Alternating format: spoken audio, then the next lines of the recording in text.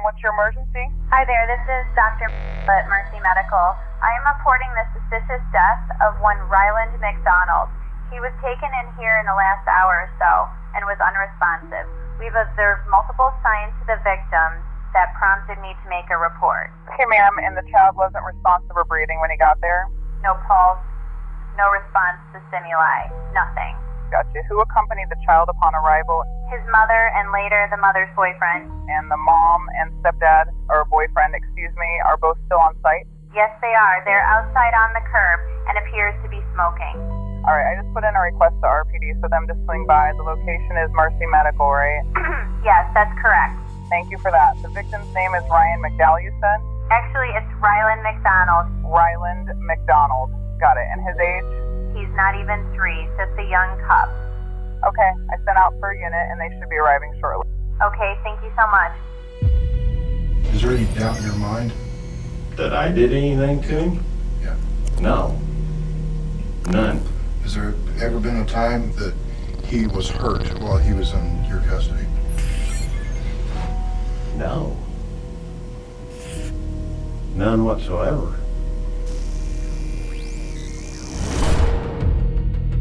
On August 24th of 2021, police received a call advising them that a 2-year-old named Ryland McDonald had been brought into Mercy Hospital in Rogers, Arkansas.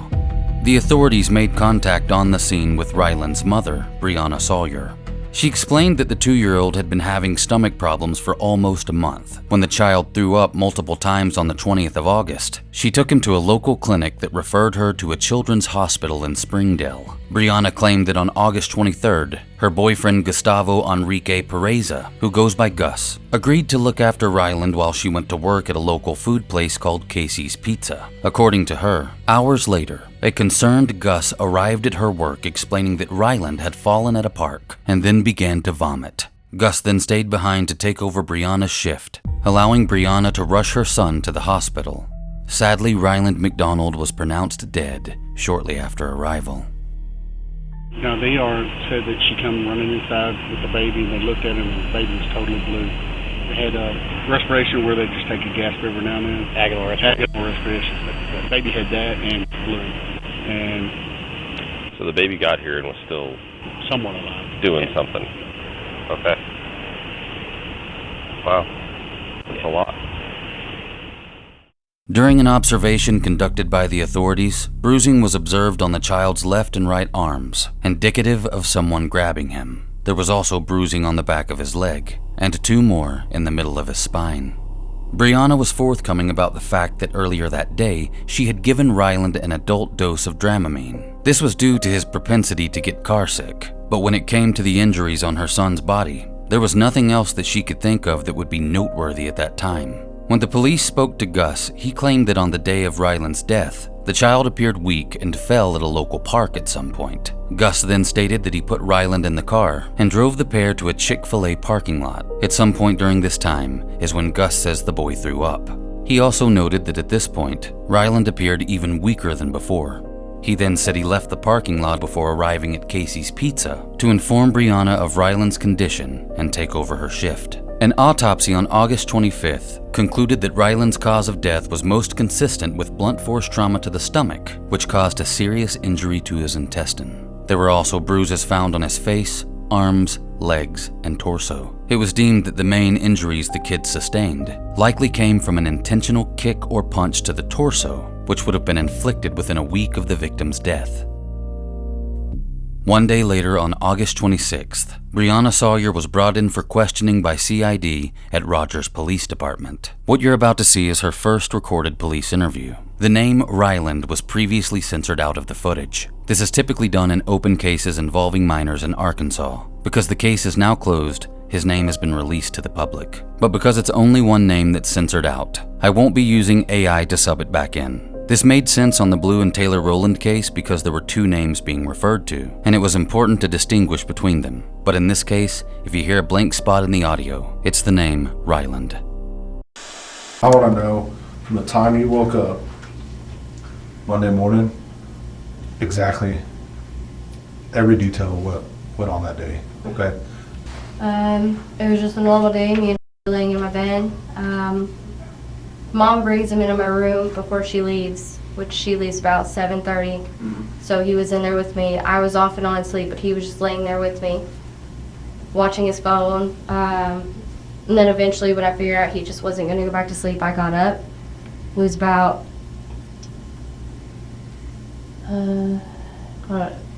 10 maybe is when we were both up. Then I got a call from and they asked if we can come in today for a checkup to see how I was doing. So I said yes, and they asked if I could go in at 1:50, and I said yes. So after that, I still had quite a bit of time before his appointment, so we just hung out at home, running around the house, just doing his own thing and stuff, just playing around the house, watching his phone. Then eventually I gave him a bath. Got him dressed, and then I took a shower, and then we left, went to the appointment, waited until they told us to come in, then we went in, and that was it. Okay. And then what time did you get done at the doctor's appointment? It was sometime after 2. And he wasn't feeling well? Yes. But then you guys met Gus at Springdale, right? Yes. After the doctor's appointment, Breyana took Ryland to a local Walmart to find some non-drowsy nausea medication. She was unable to locate what she was looking for, so she settled for giving her son some adult Dramamine. The two then exited Walmart and met Gus in the parking lot around 3 p.m. Breyana and Ryland hung out in Gus's car where she claims they watched Netflix on a phone. At one point, she described how they tried to play with Ryland, but he didn't feel well and didn't want to walk, which is not surprising if you gave him Dramamine. Anyone who's ever taken it knows that stuff can put you right to sleep. But Breyana was under the impression that her son's legs were hurting. Then at around 5 p.m., she leaves Ryland with Gus and travels to work in her own car. According to Breyana, she believes Gus then stopped at a Taco Bell for some food. So, he went to Taco Bell, got food, and then where'd he? They drove around. I know they did. When he changed, he said he stopped at a Walmart in Springdale because he was close to that Walmart. He always changes even his own kids. He always changes them in a public place when it's in a car.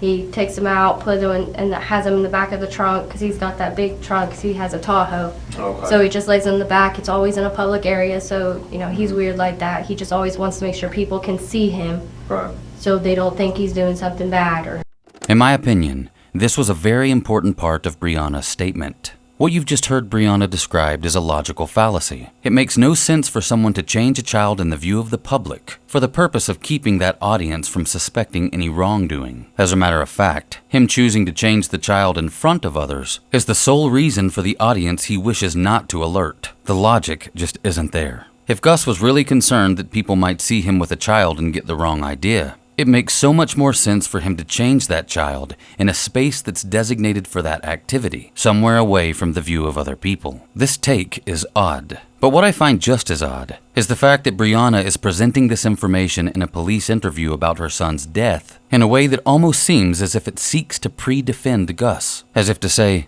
look how careful he is with kids. Given the abundance of information already at hand, if I were her, I'd be desperately searching for answers. The last thing I'd be doing is defending a man who was the last and only person who was near my son when he ended up dying from horrific injuries he could not have possibly caused himself. I just found Breyana's reasoning off here. Is he texting you, telling you all this stuff? No. Calling you? No, he's told me since Okay. and stuff, but he was texting me and telling me that pretty much worried about he didn't look good and stuff, and I kept telling him that he was okay. He was just tired, he had a nap. He was texting you saying he was worried about him? Yeah. What was he worried about? Just because he knew I've been sick the past couple of months, and he just didn't want, not past couple of months, the past month. He just didn't want to get sick again or nothing. And do you still have those texts and the times Yes. that he texts you? Do you mind showing us? As detectives review messages exchanged between her and Gus regarding Ryland feeling unwell, they talk her into allowing them to temporarily take her phone in order to search it for information that might aid in their investigation. During this time, she makes a comment about how Gus was always concerned for Ryland's well-being. She further states that he was simply following her guidance as a mother when she told him that her son was fine. Even though Gus was claiming the child didn't look good, there was clearly something wrong with Ryland. But now the detective wants to know more details about why Gus kept him so often. So, and again, this sounds a little bit weird. Why did Gus watch on Mondays? Because I went into work a little earlier. Both mom and dad were usually at work, and Gus thought of his own son, so he also liked to spend time with him. So we just thought Mondays he was usually after he got off, he had the time. Okay. So instead of me sitting there waiting on mom's job and being late for work or wondering when dad was gonna get home, they have their schedules.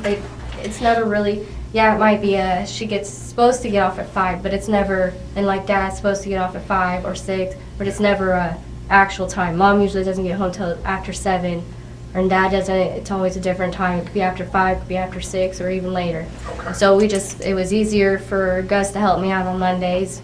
Plus, like I said, he thought he was his old kid, or like his 4th kid, so he always loved to enjoy taking and just hanging out with him. That makes absolute sense. The couple spent a lot of time in vehicles with Ryland. Apparently this is because Gus didn't live nearby and Breyana lived with her parents. She described how her father often treated her like a child. While I find it appalling for a 2-year-old boy to be frequently stuck in a car seat for long periods of time, not to mention watching a phone screen, lack of options for where to go might be the couple's selfish reason for doing it. The weirdest thing she said in that last segment was that she trusts Gus. And obviously at this point we don't know whether or not she should. But her son died of unexplained injuries while with this person 2 days prior to this interview, and Breyana doesn't seem the least bit concerned about anything but defending him. Actually, if you haven't noticed, Breyana doesn't appear to be concerned at all. At some point in a situation like this, surely you'd begin to have your doubts and your trust would waver. Well, not Breyana's, and I just found that odd. Did he ever show any sort of, I don't want to say fear because he's 2, but did he ever not favor somebody that he'd been around? No, I mean, we loved everyone. yeah. He didn't have any sort of,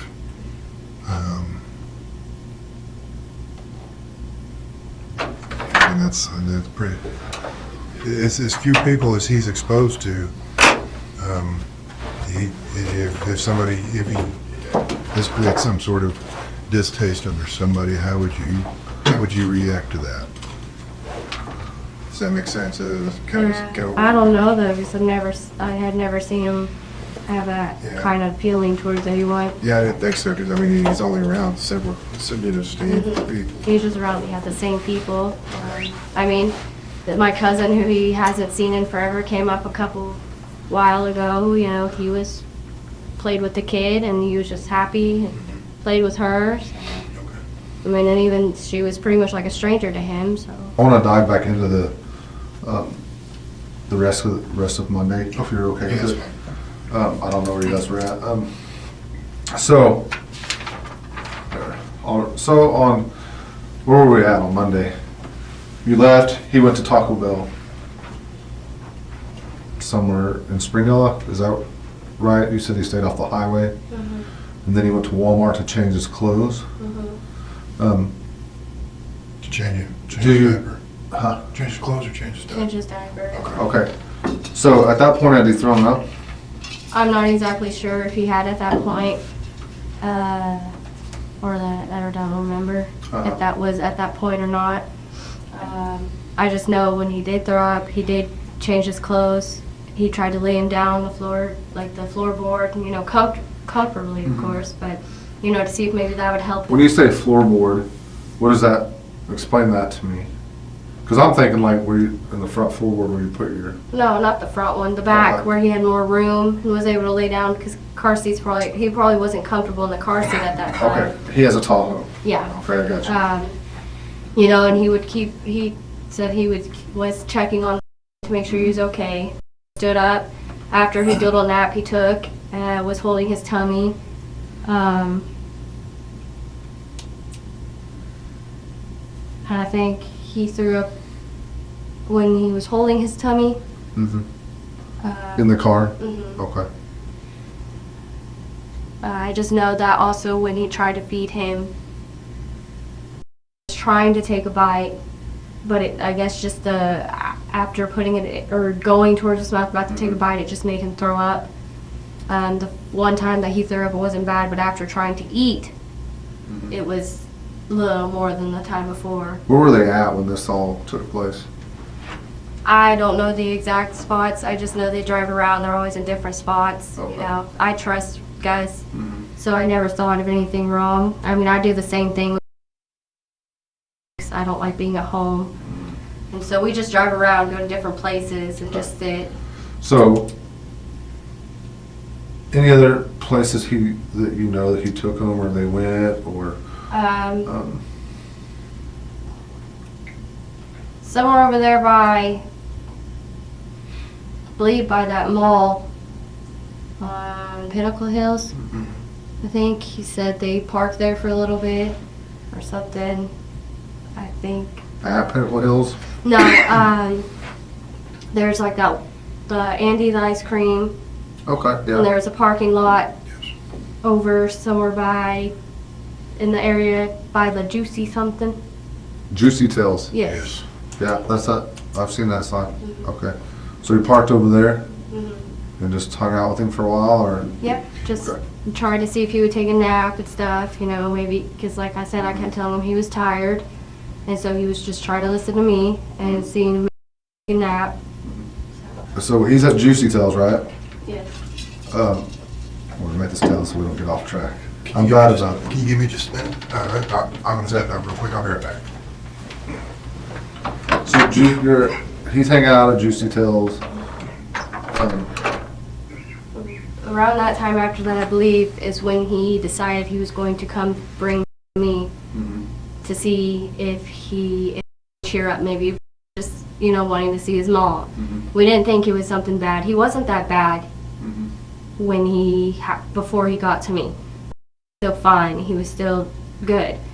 But it was when, I guess, within that time frame of him driving to me or something, or as soon as he got to me is when, and we pulled him out and it seemed bad. I just can't get over how she talks about her son 2 days after his suspicious death. It's as if she's describing a car problem to a mechanic. She's also inconsistent. Breyana claims they didn't think Ryland's condition was of major concern, yet Gus was messaging her about it repeatedly. The concern was at a high enough level that Gus rushed over to Breyana's work and covered her shift so she could take the boy to the ER. It's as if he was more concerned than she was. Breyana's constant minimizing in this interview is draining. So Ryan was fine while he was at Juicy Tails with Yes.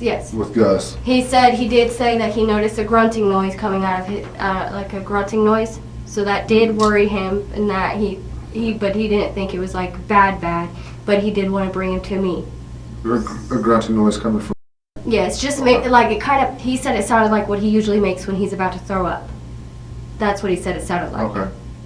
And so he brought it, but he was fine. He wasn't acting bad like he was when he got to me. And then when he got to me, that's what. So is he on the phone with you now? Gus telling you this stuff, or? No, this was when we were at the hospital. No, I'm saying when he's at Juicy Tails and he realizes. I believe that's where he was when he was texting me that he was going to bring me to see if maybe he cheers up. Okay, so he's texting you. That's what I'm asking. Is he communicating with you about, hey, he's not acting right, I'll bring him to you? I mean, in the text it says that, you know, like, hey, he doesn't look good. You can see me. I'm just saying he's fine. He's just tired, you know. And Gus was still just concerned for him, and then he just said he's going to bring him to me, so to see if maybe I can cheer him up, because we weren't thinking it was anything that serious, and I wasn't especially. But so then when he got to me, he pulled him out of the car seat for me. I grabbed him, and Gus just said something just doesn't seem right when he pulled him out. So I was sitting there, I was freaking out. I didn't know what to do. Gus told me that I should just take him to the hospital, like take him right now. And so I was freaking out still, like everything was going through my head at that time. And he was like, I will call Tasha, I will tell her I'm going to finish out your shift, like you need to take your son to the doctor. So that's when we ran inside. He got up to the register or whatever, he gave me my purse, and I went out the door, and I left, and I went to the hospital. Okay. Did you take your car to the hospital? I did. Okay. And tell me how hospital? He was breathing. He was still breathing. But he just couldn't really move his body, is what it seemed like. Like his whole body was just, like he had no bones or something. I don't know how to explain how he was. I just know it wasn't right. Just limp? Yes, limp, like he couldn't hold his body up. Couldn't hold his head up, it was just kind of... Yeah, just like even if I put it like this, he was just like this, like, I don't know. What was this, like his eyes open, closed? His eyes were open, he was blinking, he was breathing. I could hear him breathe because I had him right next to my ear or whatever. He was breathing, and he was still breathing when I got him out of the car and when I got him in the hospital. Now, when you jumped in your car and took off with him, did you put him in the car seat? Were you holding him? No, I put him in the car seat. Okay, so when he's back there, I mean, were you looking at him? Was his tummy how he was acting in the car seat? Was he? I mean, I kept looking back at him. He was just sitting in his car seat the way I put him, buckled up, because I didn't want anything else to happen, so I buckled him up in his car seat. I mean, he was just sitting in there like normal, like he usually does in a car seat. Was his head down like you were saying earlier? It was kind of to the side. Was it up? It was a little to the side. But still limp? Yes. Okay. I pulled him out of the car seat. He was still limp. Ran in the hospital, told him that something was wrong, and I led him like off of my body, and he was just, still hanging his head down, and that's when the doctors kind of took over. Okay. Describing your child as behaving as if they have no bones is an extremely bizarre comprehension of someone who's gone limp. Initially, I wondered why she didn't use the word unresponsive to describe Ryland's condition, but Breyana claims his eyes were open and he was blinking. Someone described as limp but responsive could be experiencing infection or poisoning. It could also be indicative of brain or spinal cord injuries. Hell, it could stem from a number of issues, but one thing's for certain. In Ryland's case, something definitely wasn't right, and it was something that would sadly cut his life short. Essentially, this child was checked into Children's Hospital 3 days ago on the 20th for hard stool, abdominal pain, throwing up. They documented on the 20th some bruising on the legs and also on the back of the arms at Children's. Okay, parents said they weren't aware of these bruises. Later, Gus left the hospital to go home to his kids, and Breyana claims she sat in her car and cried before driving around to various places. She later called her sister and then sat in a Walmart parking lot for hours. According to her, Ryland ate nothing on the day of his death, but did drink fluids, including a slushie.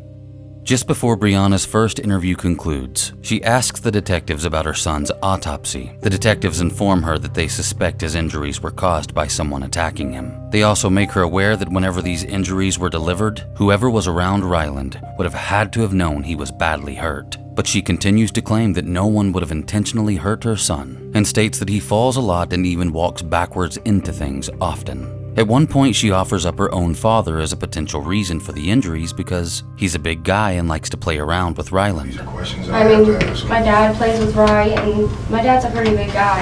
I mean, he is. I understand. I understand. The detectives want Breyana to take a computer voice stress analysis test, or CVSA. She agrees to do so, and the test is administered that day. She's asked questions about whether or not she had anything to do with her son's death. She answers no. Her CVSA test read no signs of deception. The Kites were also brought in for questioning. Before their interviews, they both agreed to submit to the same test Breyana submitted to. After the CVSA test, Ryland's grandparents were interviewed separately. What you're about to see is grandfather Fred Kite's interview. So, we're going to talk to you guys both separately.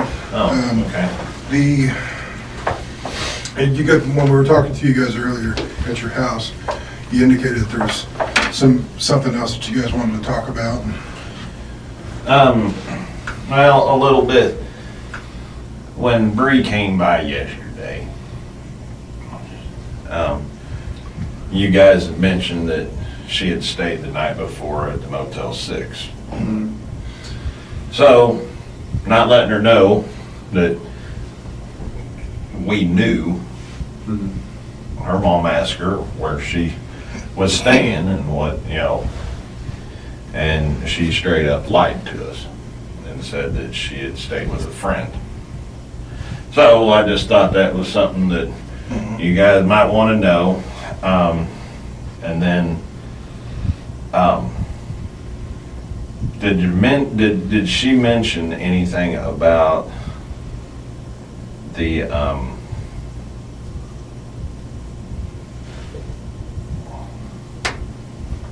damn it, the pill that supposedly they came, Yeah, the Dramamine? the Dramamine? I couldn't think of the name of it. Yeah. Because we got some information that she had told, or Gus had asked her, and she had told Gus to give him half of one or something. Okay. And then, yeah, I think he texted her back and maybe she told him to give him another one. So, But kind of, the way that Bree described that to us, it went a little bit different. But yeah, she did say that she gave him an entire Dramamine pill. which was an adult dose.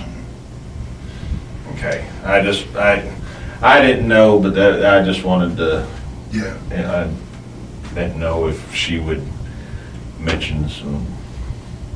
Yeah, so for everything that we've been able to show and been able to see, do we believe that Bree has come across more information about the circumstances surrounding the death? Yeah, I think so. I think she's kind of starting to wake up a little bit.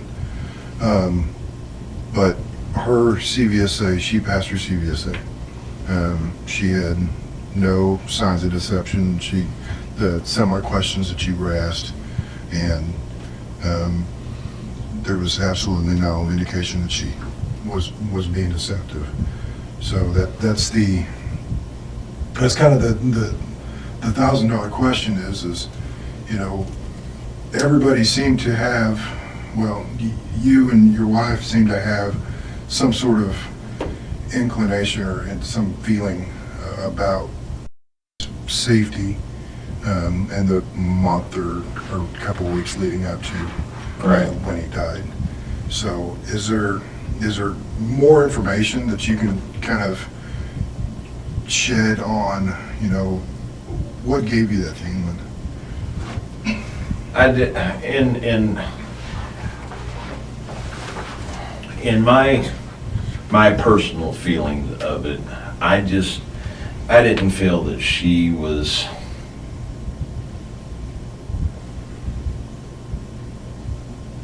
being the mother she needed to be. You know, yes, it was at the house, but there was times that I would come home and she was still in bed, maybe even asleep, but he was out running around.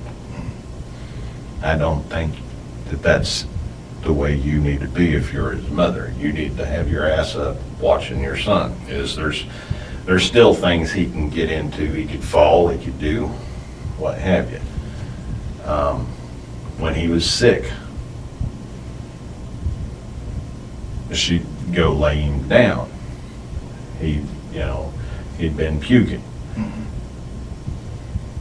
But didn't seem to go check on him, make sure he was all right. Because if he was laying down, the thoughts of, or the possibility of choking on his own vomit or this and that.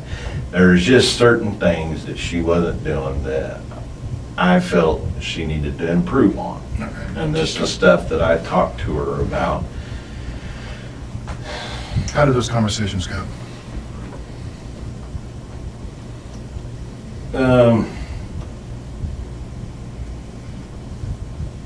Probably pretty harshly in her eyes, Yeah, because like I've told you guys, I'm pretty blunt.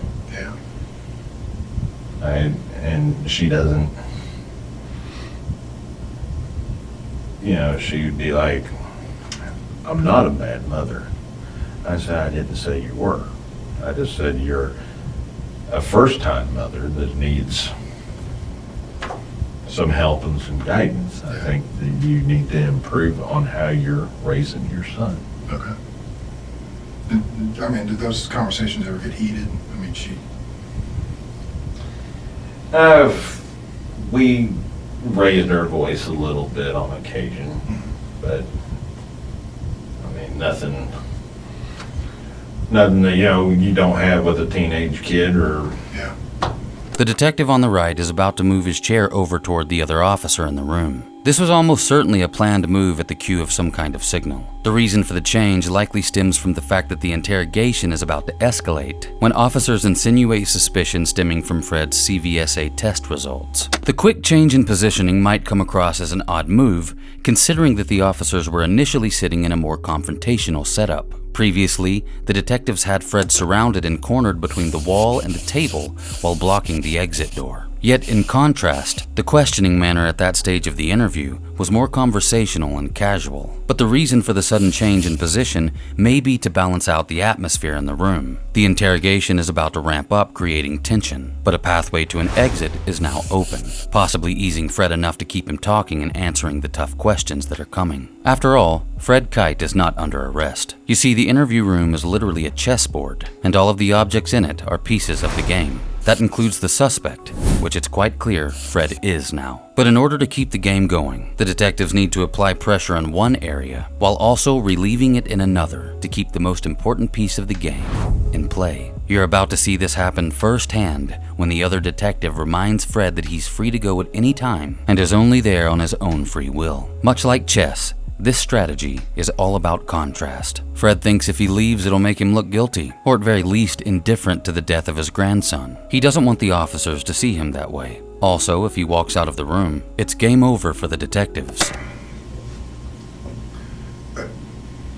We're just going to kind of get into, the test that you just took, and there's some things that are concerning about it. I'm not going to beat around the bush or anything like that. The two hard questions that you were asked, that was an anomaly. And Brian, the examiner, said that those questions, that you didn't pass those two questions. So, and that's kind of why I wanted to talk to you separately, is because, is there a reason why that kind of reaction would be present? No, not that I'm aware of. I haven't. Hold on a second. And you understand you're here on your own free will, right? Yes. And we asked you to come here, you agreed to it. You can end this conversation and walk out at any time. Doors are locked. That's your choice. You understand that, right? Right. Okay. I just want to make sure that you remember that, okay? Yes, Yeah. But you said you were a no bullshit kind of guy. Yeah. We talked about that today, and that's kind of how we want to approach things too.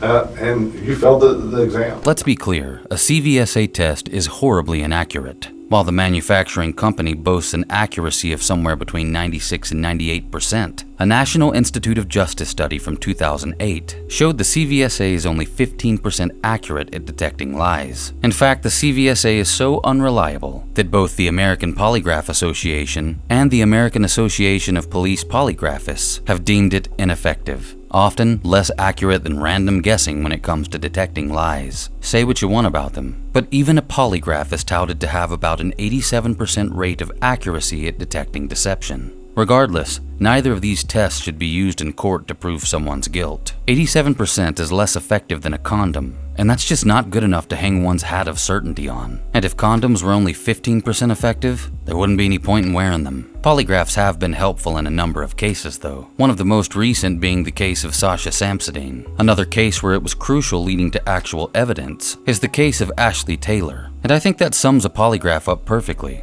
It's not hard evidence, but it can absolutely lead to it. There are at least 20 cases I can list where a polygraph was the key to closing the case. CVSA tests, on the other hand, are useless for anything other than creating deception itself, like a Hail Mary for a baseless hunch. If cops really believe a suspect is guilty, but they've got zero proof, they can run this test, play on the results, and hope for a confession. It's a deceptive shot in the dark. Unfortunately, this has in the past resulted in false confessions of innocent people. So the question remains, is Fred innocent? You failed the exam.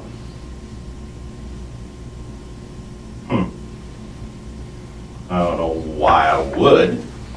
Well, that's what we're here for. That's kind of what we're I mean, I'm serious. I don't know why I would. I've never done anything to hurt that boy.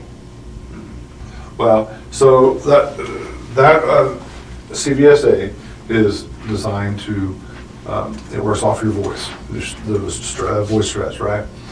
And it's not on how you sound. That's why they ask you several different questions to get a baseline and figure things out. Okay, so it all operates off how you feel about the question that you just answered. You see what I'm saying? Right. So when those questions were asked, you felt like you were lying. Those machines are very accurate. That's why I felt like I was lying. Yes, sir.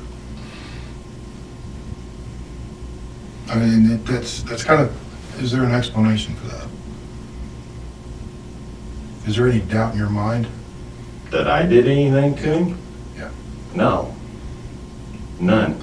Has there ever been a time within a week or two of death that he was hurt while he was in your custody? No. None whatsoever. So we talked about, back at your house when you were both saying it kind of bruises easy. Tell me about that. Have you ever experienced him bruising easily? Yeah, a lot of times I would see the bruises on his legs, and I picked him up, under his arms, and I hold him, and I usually had one hand, like, whether it be under his legs. But on occasion, there might be a fingerprint or something just where his legs were at, but nothing. But a bruise? Huh? But a bruise? Or a finger, like a red mark? Just like, a red mark. Okay, well, I'm referring to bruises. I mean, because if I, you know how you sit with your elbows on your knees for a little while? And right. You lean back and all of a sudden you look at your knees and they got those red marks. Is that what you're referring to? Or are we talking about a bruise? Maybe a day or two after, there might be a slight, light discoloration or whatever. But I wasn't grabbing him or anything. It was maybe where I pressed and swapped because I got to swap shoulders all the time. Yeah. But, I mean, that's the only thing that I would have ever... So, but I think, I don't want you to read too far into this question.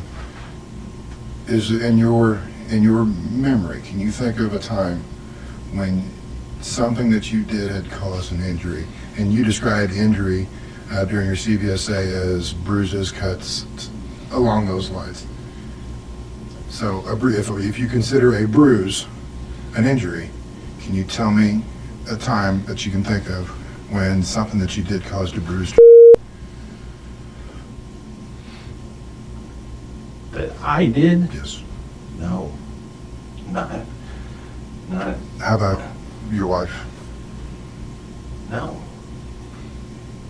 And Bree? No. I mean... So I want you to, I don't want you to think I'm trying to back you in the corner, because I'm not going to say, I'm not going to bullshit you. I'm not going to try to play any games with you. I'm going to be straightforward. I'm just looking for everybody I've talked to, everybody I've been able to talk to so far has said, bruise is real easy. Bruise is real easy. Well, the only person Bree says that he runs into stuff all the time. But we were at the house this morning, and you and your wife said, no, he doesn't. He doesn't run into stuff all the time at all. Does that make sense to you? I mean, do you see where I'm looking for some consistency. Right. Everybody says he bruises real easily, but you've never witnessed that. Well, I've noticed the bruises, and like I said, like... How did you get those bruises?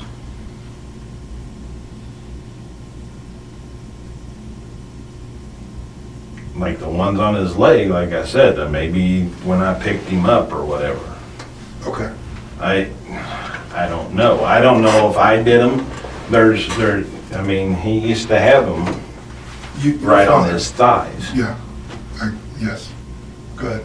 And, I mean, everybody picked him up, so I don't know if I caused them. I don't know if... Rye was always bruised. He's always got bruises on him. We know that from looking through photos of him and stuff like that. Right. So, something happened to him that caused him to always be bruised, and it's not because he's easily bruised. This child was being mistreated. This child was being abused. And it's our job. I understand that. It is our but job. It wasn't me. Okay. You gotta understand So- that there would be nothing I would do to hurt that child. So, and that's why we're having this tough conversation, is because when we ask those specific questions during your voice stress analysis, those two questions, did you cause injuries to, and did you cause the death? And those are the two questions that were flagged as misleading. The detectives continue to insinuate that Fred knows more than he's admitting because of the alleged failed CVSA test. And this goes on for a while. Fred asks if there's a possibility that he failed the test because he feels like he failed Ryland, and maybe he just feels guilty for not saving him. The detectives say no because his wife and daughter both share the same guilt and they passed their exams. It's hard for me to watch Fred struggle to comprehend why he's in the position he's in. It's hard for me to watch two cops that seem to think they've got their man, suggesting a grieving grandfather is lying to them based on two questions from a test that doesn't even work. So let's clear this up. Fred Kite is completely innocent, and he should be grieving and making final arrangements for his 2-year-old grandson. But instead, he's stuck in the hot seat defending himself against zero evidence. Just like Brian Koberger. No, he's guilty. I have seen literally nothing that indicates Fred is being deceptive. This whole round of questioning felt dirty. Legal, but dirty. Look, here's the thing. We're not saying that you did something that you meant to hurt him or meant to cause his death, right? We're saying that you know of some instance that you think could have caused this, okay? Well, and like I said, I think you're hiding something, okay? What I have to prove is, are you this guy over here that this accidentally happened, or you might have lost your temper, he might have got a little rough with you, or are you this guy over here that punched or kicked or hurt this kid on purpose because you were trying to be mean to him? I'm not either one of them. You see what I'm saying? I know, but I'm But not I've either got one to of them. distinguish where we're at on this. I mean, I've had a thought in my head ever since this whole thing went down that he had a blow to the stomach, but it wasn't from me. Who was it from? It would have had to have been from Gus. But how do you know that? I don't. So, when do you think that this took place? I would say probably 3 weeks ago. 3 weeks ago. 2 to 3 weeks ago was when I first saw the bruises. That was, I Which mean, bruises? well, not the, I don't know if it was the first time I saw him, but it was significant. It was real bad. But it kept going. I mean, it seemed to heal itself, Okay. and then, How long would it take for it to heal himself? well, it wasn't completely healed. It would be starting to go away.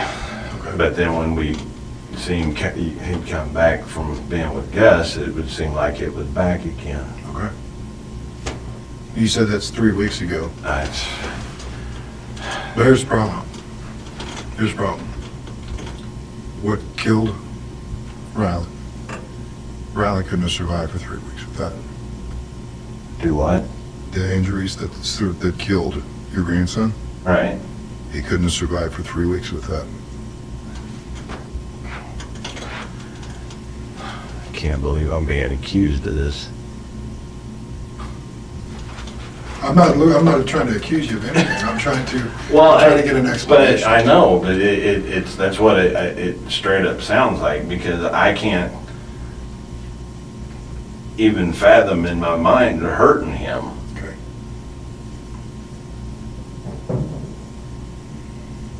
but yet this thing is telling me that I feel like I have. This machine is telling us that it's showing deception when you answer the question that you're asked about it, yes. So do you feel responsible for it? Do you feel responsible for the injuries to Ryland?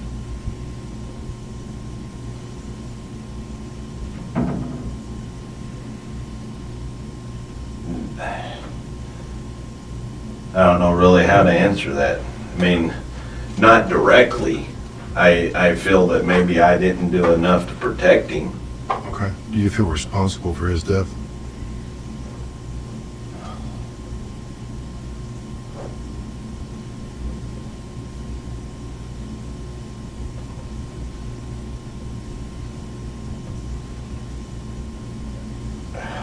I really don't. I mean,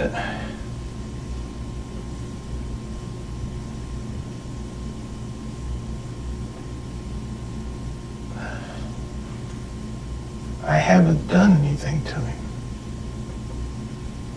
I don't. So what happened? What are you thinking of right now?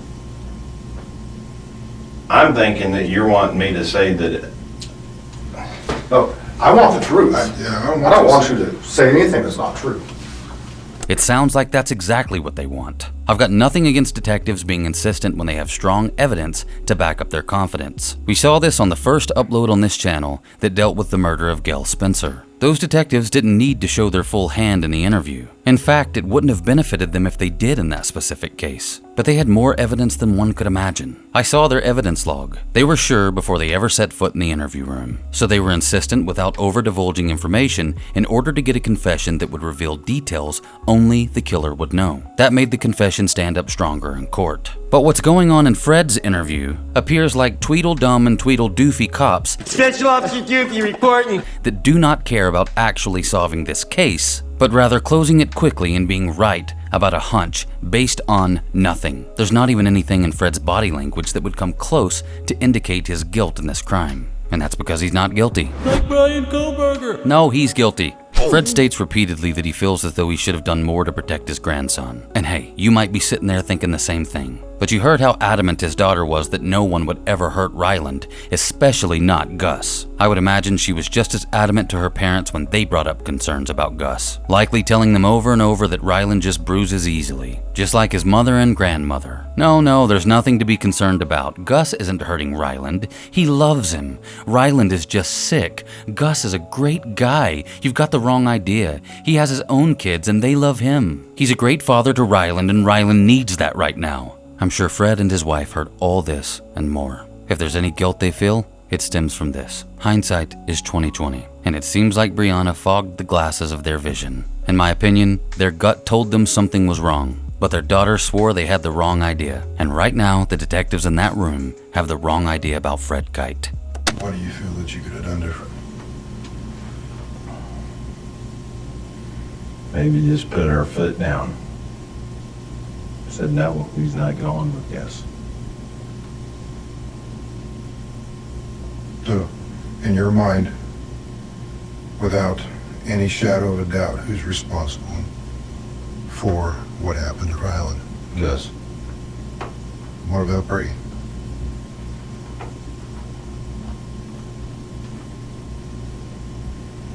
She's mom. Yes, he's mom. Why is She allowed him to go with him.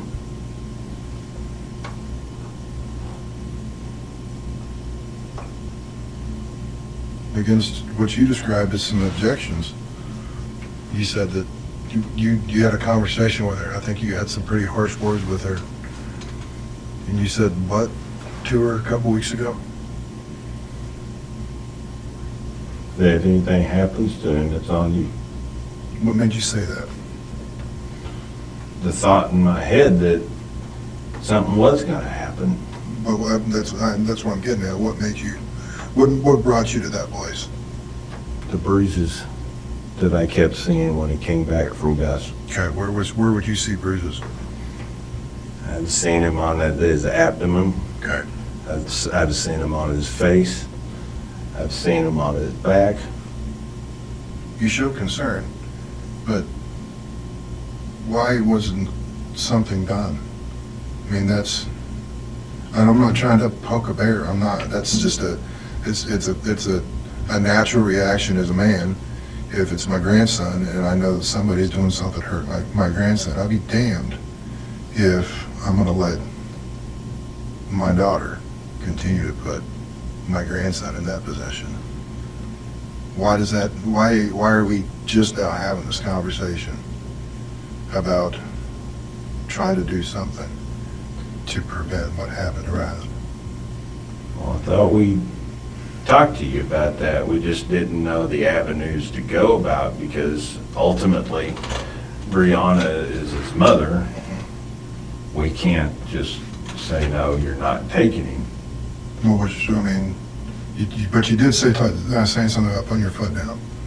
Fred explains that putting his foot down wasn't so easy as Breyana was 22 and repeatedly lied to him and his wife about where Ryland's bruises were coming from. She was convincingly adamant that Ryland hurts himself in natural ways and that her parents were barking up the wrong tree when it came to Gus. But the detective continues to state that he's certain that Fred's lying and claims that he is 1000% sure when it comes to a CVSA test. But the problem with this detective, outside of the fact that he and his partner resemble a pair of thumbs, only where one took a recent blow from a hammer, is the fact that they really haven't got a thing to go on. They're not just withholding evidence that points to Fred.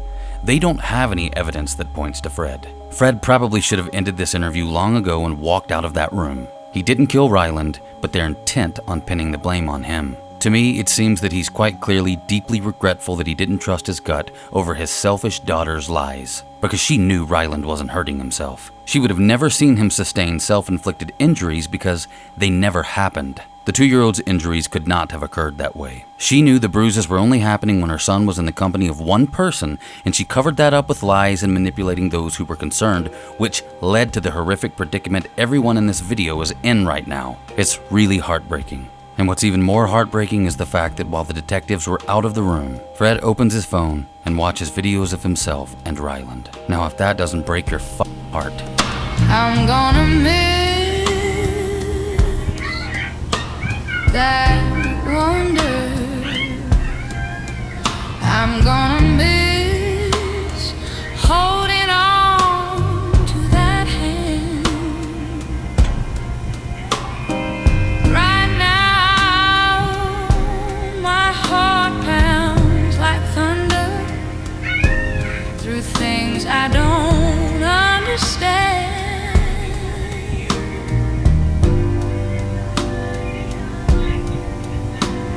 I'm gonna miss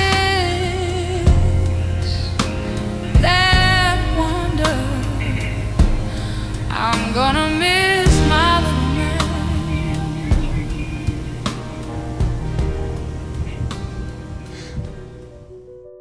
Fred and Brenda Kite both advised that they had previously expressed concerns for their grandson's safety while in the supervision of Gus. They described numerous occasions of seeing suspicious bruises and other injuries on the child after he was alone with Gus. These concerns began as far back as August 17th and continued right up until the night Ryland died on August 23rd. In fact, that night after Breyana dropped Ryland off with Gus, Brenda wanted to go pick him up after work, and Breyana declined to allow her to do so.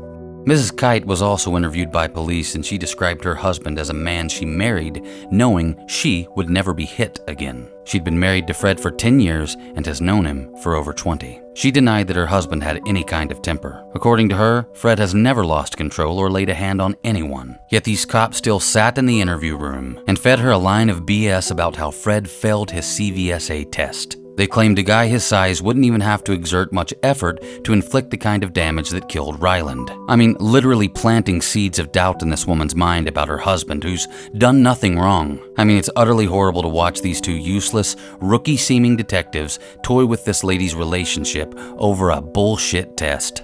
Brenda made it clear to them that the couple feel guilty for not doing enough to save Ryland. They feel guilty for believing Bree and not going with their gut. It's as simple as that. But one thing she mentioned brought tears to my eyes, and I think really shows Fred's character. He's very straight up, truthful, and he was just so loving, and that boy meant the world to him.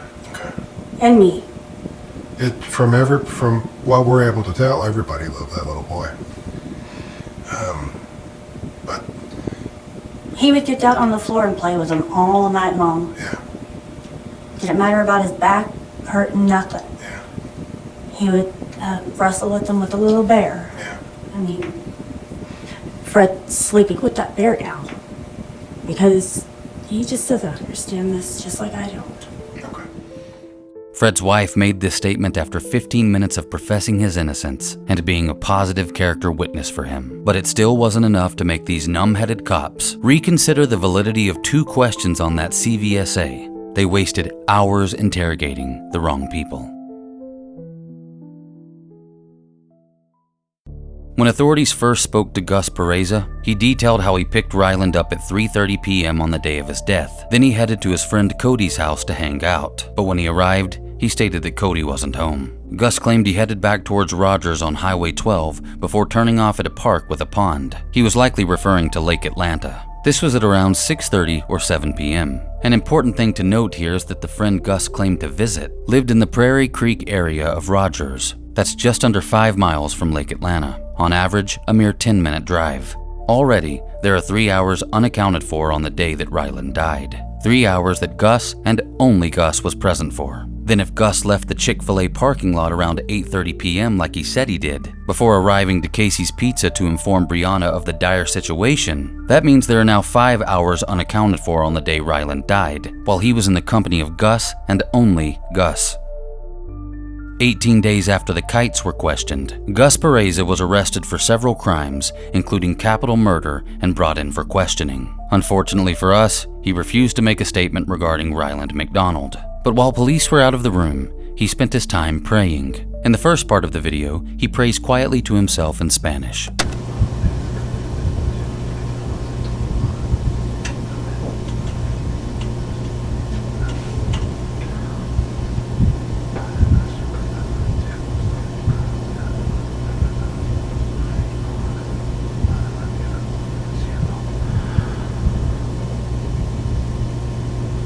Then at about 10 minutes in, he notices the camera on the wall of the room. After DNA is taken from Gus and the cops leave the room, he starts praying again. Only this time he's significantly louder, and he does so in English, which is indeed very Jesus of him, because, he's speaking in tongues. And also, the authorities and a jury will have an easier time understanding what he's saying.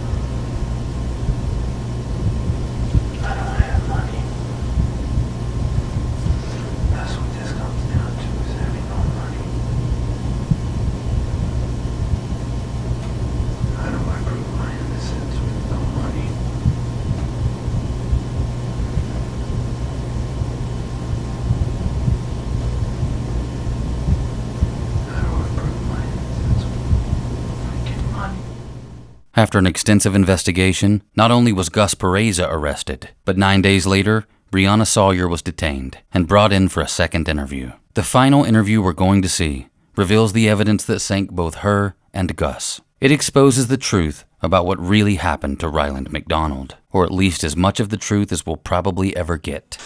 Rather than ask you a bunch of questions and stuff like that, I'm just going to kind of do what I wanted to do all along, is just explain to you how we ended up to this point, okay? The phones that I seized from you and Gus, like I said, there was a lot of stuff that Gus did right out of the gate that was just, it was odd. Screams, you know, suspectability. We discussed a little bit of that during our brief conversations, but the phones were pretty damning. So I explained to you, Gustavo deleted all your text messages back and forth between you and him before I seized his phone. And you did not. So your correspondence between back and forth with him came off of your phone. But what he did not do, and what he was unable to do, is he was unable to delete search histories, Google searches and stuff like that. So I was able to establish a timeline from going back all the way back to when you guys first started seeing each other. And I believe I started making notes, I believe it was May 27th. I believe it was the first time that Gustavo watched Rye, and that was at your house while your parents were out of town. So I'm just going to kind of run through that and explain to you again how we got here, why we're in this room, and then after I get done with all that, I would like to talk to you, but I'm going to have to explain another piece of paper to you, okay? All right, so this is kind of my hand sketch, hand drawing that I came up with as far as a timeline, starting on May 27th. And that was a text conversation taken off of your phone where he said that threw a fit, fell down his head. That in and of itself, not a big deal, okay? We won't talk about June 1st because I don't think that's pertinent to this, to our conversation. I don't think it's pertinent. But we'll go to June 4th. Gustavo sends several text messages talking about how he's always getting hurt when he's watching. On June 11th, I believe is when that picture was taken. The explanation I was given was this was an abrasion from falling down in a hot parking lot in Branson. The problem with that is the concentration of the injuries, the blistering around the edges of it, and the lack of peripheral scrapes. It's not an abrasion, it's a burn. Especially when you get down in between the webbing of the fingers, that is a burn. And you told me that you observed Ryland falling down the parking lot, and that's how he sustained that. That's what you told me down at the parking lot of Walgreens. That's when I noticed it. That's when you noticed it? When you fell down, I don't remember. Okay. Well, that's not a scrape. That is a burn.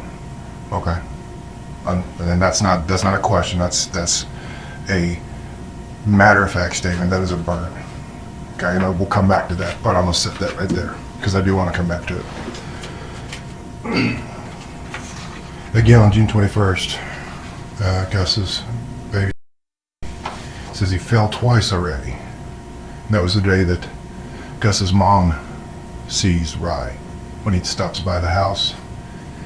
And Gus's mom tells Gus that he needs to be careful because she observed all the bruises all over Ryland. That's somebody just completely independent, making an observation. And if you want to read those, that's fine. Okay? Tell me when you're ready for me to move on.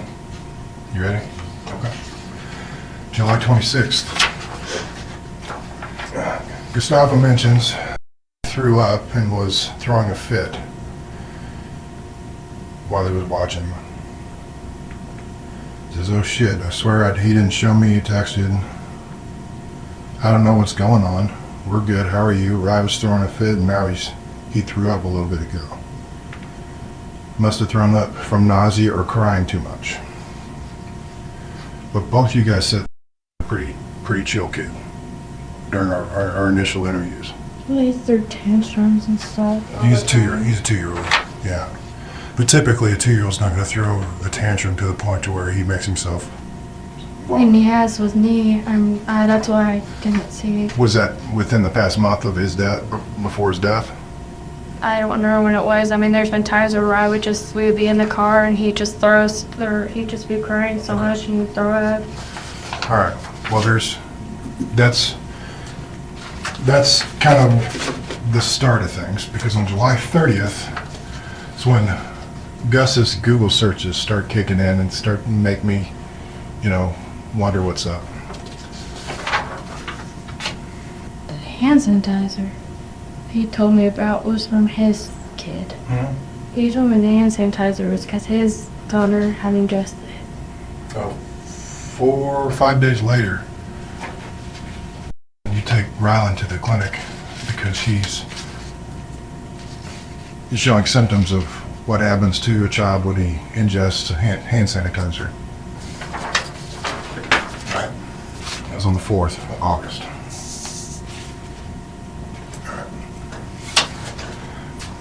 This is where it starts to become a little damning, okay? August 5th at 8:41 p.m.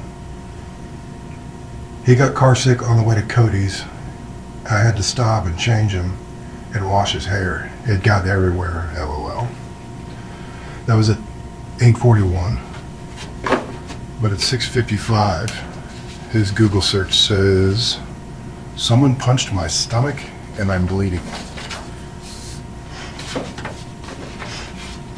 On August 11th, Gustavo's search history. Should I be concerned if I vomited poop? And I got punched in the gut and I pooped through my mouth.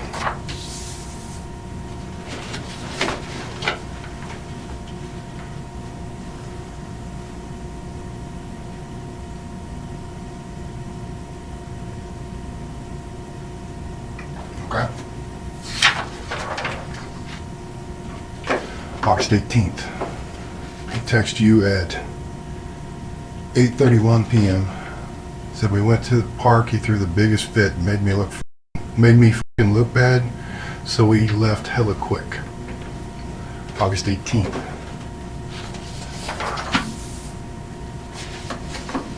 That's significant as well. So, when you're done with that, and I said that right here. Because you know what happened on August 19th, right? It's when he woke up, throwing up violently. After you got home off of work. Okay. And that's when you told him, I don't know, he's throwing up this morning. Could just be the car sickness. But he was violently ill all day. Alright?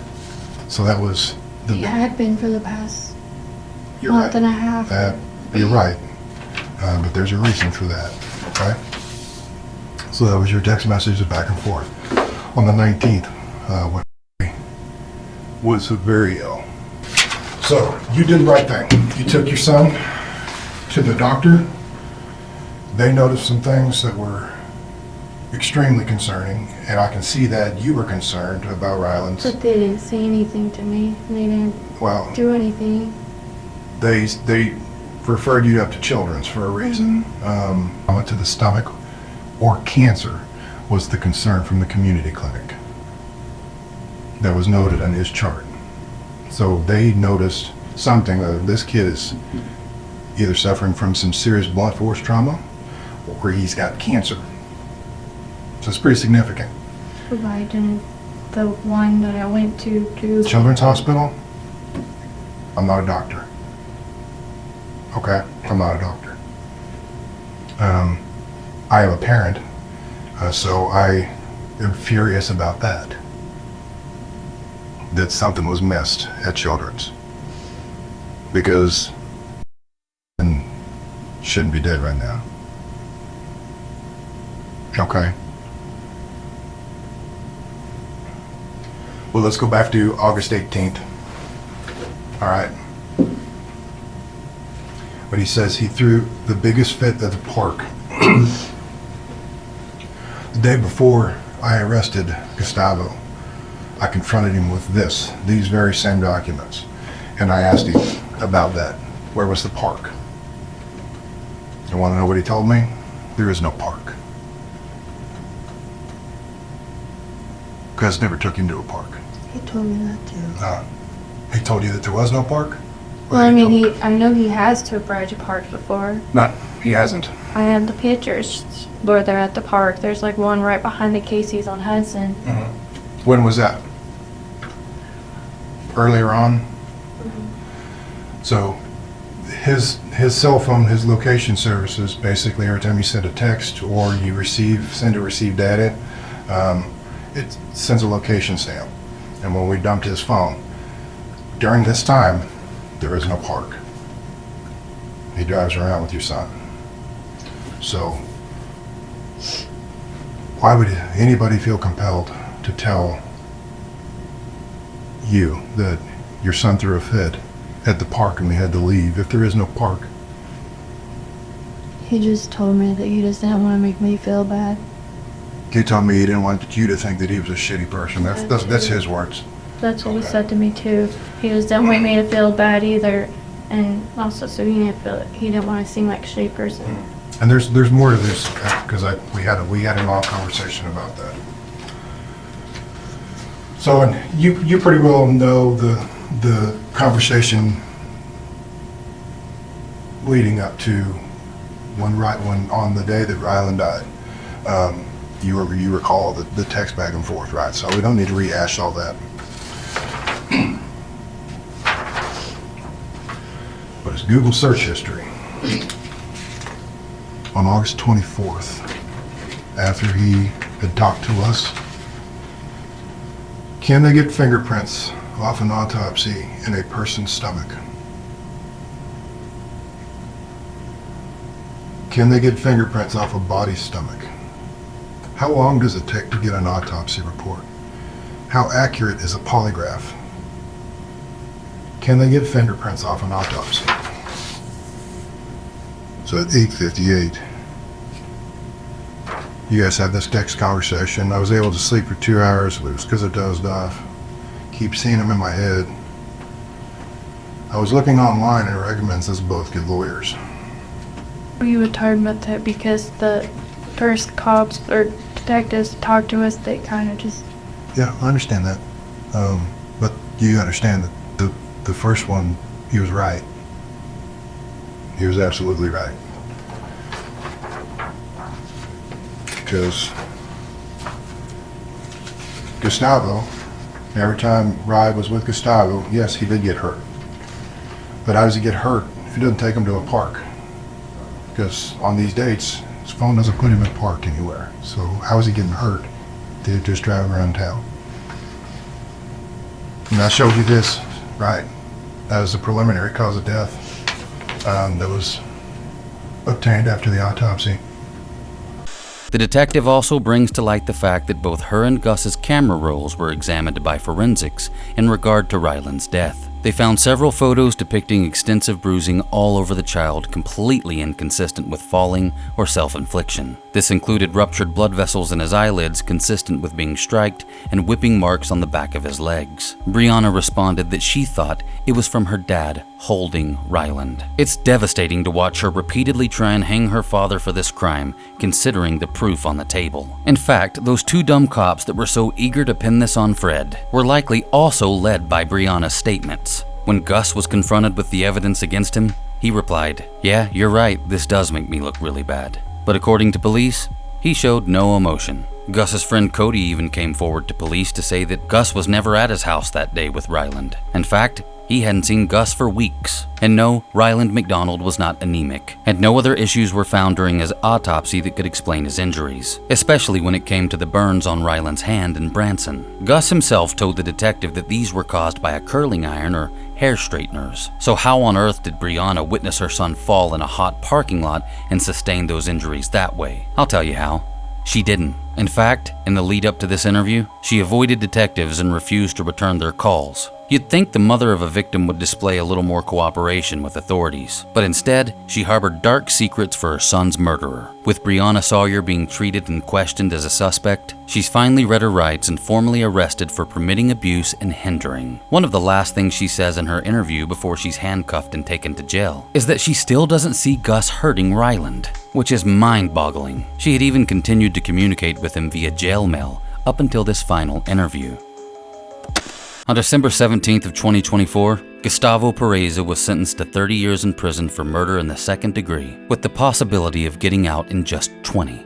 Gus is 33 now. He can walk free when he's in his early 50s on good behavior, but the 2-year-old he brutally murdered won't. In my opinion, Gus didn't accidentally lose control or overdo a punishment. I think he wanted Breyana all to himself, and I think he was willing to do anything to make that happen. It's important to understand the picture we see in this case. Ryland McDonald was tortured over an extended period of time. Those tantrums he threw were likely his best efforts to convey the fact that he was in grave danger. Yet the person who was supposed to receive that signal ignored it. I say ignore because I believe you need intent to ignore something. Ignoring is a choice. The signs were all there, and Ryland's mother turned a blind eye. And I don't think she truly believes Gus was innocent in her interviews. I think she was playing dumb and pretending to defend him because, like Chevion Miller in the Janiah Russell case or Ashley Rowland in the Blue Rowland case, she knew the truth would expose her neglect and willful ignorance to the public. I believe she was saving her own ass.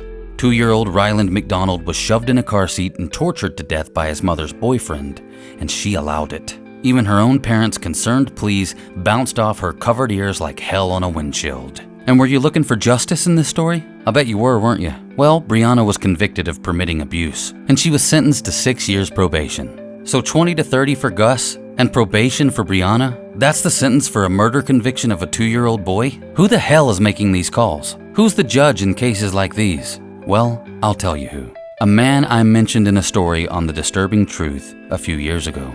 Judge Brad Caron. In the case of Isaiah Torres, another little boy from Arkansas that was murdered by his father, it came to light that his father, Mauricio Torres, had not just been hurting his own children, but he'd been absolutely brutal and vile to his previous stepchildren. We're talking details that are nightmare fuel. This man was a demon. In his trial, he was convicted. Then at sentencing, one of his previous stepkids, Quentin Martin, was on the stand testifying in his victim impact statement. Unfortunately for Quentin, years of abuse at the hand of this monster got the better of him, and he rushed off the stand toward Mauricio in an attempt to attack him. I mean, who can blame him, right? Many of us would root for Quentin. Well, not Judge Brad Caron. Oh no, he declared it a mistrial, which is astonishing. The ordeal happened at sentencing. The conviction part was over. How was it a mistrial?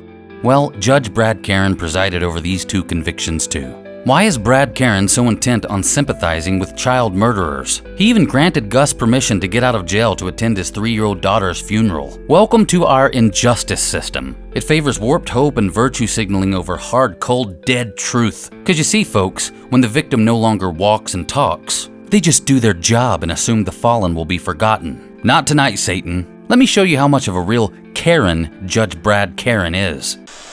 A parking spot triggers a heated argument between a Benton County Circuit judge and a former Arkansas state lawmaker. 5 News reporter Catherine Gilker breaks down the video showing that tense confrontation. My son. I don't care. Well then, sir, he should respect that. This is Benton County Circuit Judge Brad Caron, a bailiff, and former Arkansas Speaker of the House, Davy Carter. The argument started here Friday evening at the parking lot next to the courthouse annex on Northeast 2nd Street in downtown Bentonville. In a series of tweets, Carter says he walked out of a downtown restaurant to meet his wife and son who had just parked his car.